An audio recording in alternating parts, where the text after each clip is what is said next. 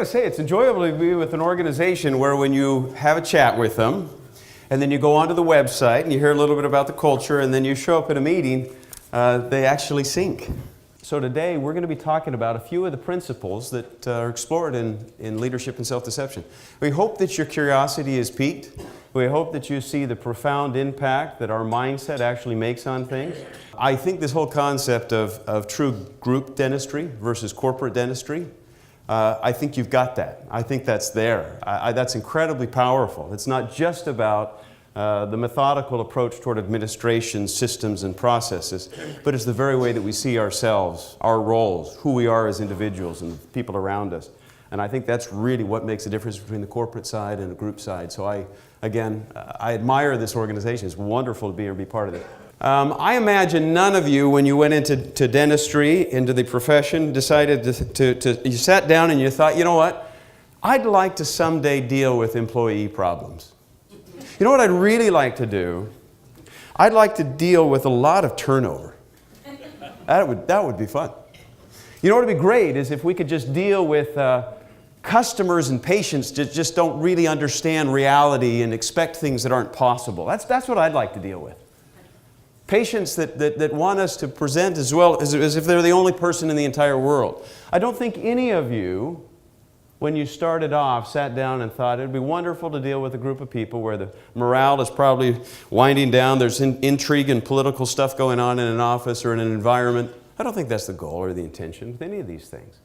Yet, of course, if you're normal, if your office is peopled by people, you're running into some of these things. Now, in order to set this up, it's important that we first explore this idea of why mindset even matters, why we're talking about mindset to begin with. I want you all to imagine that you are farmers. As a farmer, the success of your farm is predicated on the quality of your harvest.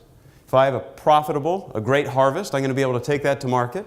I'm going to be able to sell, make some money, and survive another year. Fair to say? The harvest is key. Because that harvest is so absolutely critical, I'm going to go out and spend a lot of time and energy, money, resources on finding and procuring the best seeds money can buy. I'm going to talk to other farms. I'm going to go to some trade shows. I'm going to have conversations. I might do a little bit of testing here and there. But I will spare no expense to bring the best seeds as possible back to my farm. Now, as I bring those seeds back to my farm, having spent a lot of time, energy, and money on these seeds, what else is there at my farm that I have some control over that ultimately will determine the quality of the harvest besides the seed? Soil. So what would happen if I brought back some fantastic seeds and I planted them in toxic soil? Now, I want you to think for just a moment about this metaphor. I want you to think of the seeds as processes, systems, skills, behaviors. You cannot have a productive farm without seeds. You have got to have methodical administrative processes, procedures, and the best ones that money can buy.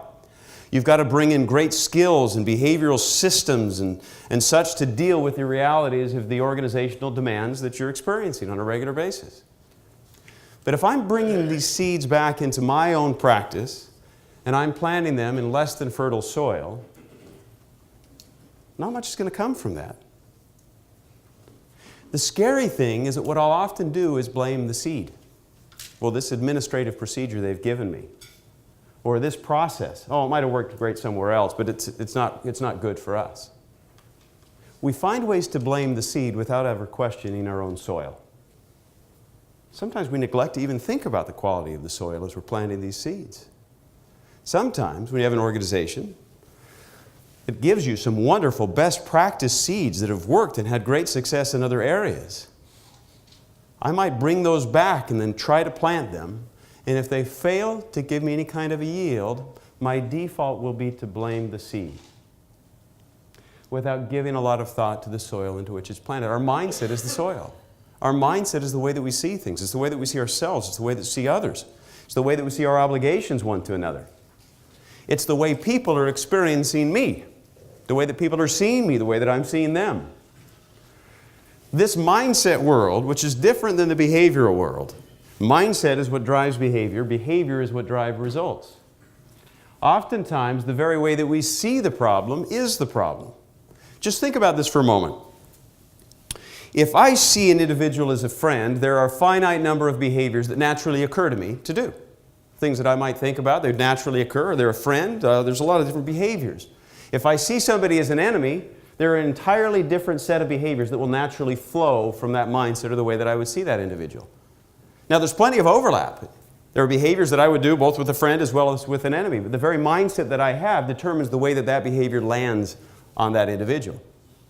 The mindset is an incredibly powerful thing, but we spend more time on transitioning or manipulating or changing our behaviors. And when we're trying to manipulate our own behaviors and change behaviors or skills or things along those lines without taking into account the underlying mindset, we're leaving something behind that can have a massive impact on the success of our organization. When we're talking about silver to black ribbons, we're talking about growth, we're talking about attentiveness to our customers, to our patients. If we're neglecting to focus on our mindset, the mindset of the people that we work with, as well as the mindset of those that we serve and that we work with, we're setting aside something that could contribute to our success. That's not just careless, that's irresponsible. It's actually counterproductive. That's why we're going to talk a little bit about mindset, something very powerful. I loved the fact that you started off with gratitude. It's interesting. Maybe a generation ago in a lot of organizations, that very feel of expressing gratitude in a corporate setting feels soft, feels emotional. All right, let's get on with the real organizational stuff. The irony, it's the pausing and considering and expressing gratitude that helps us align ourselves with true reality, seeing things as they really are. And we actually gain clarity when we express gratitude. Life is full of good as well as bad, but very often it's so much easier to focus on the bad.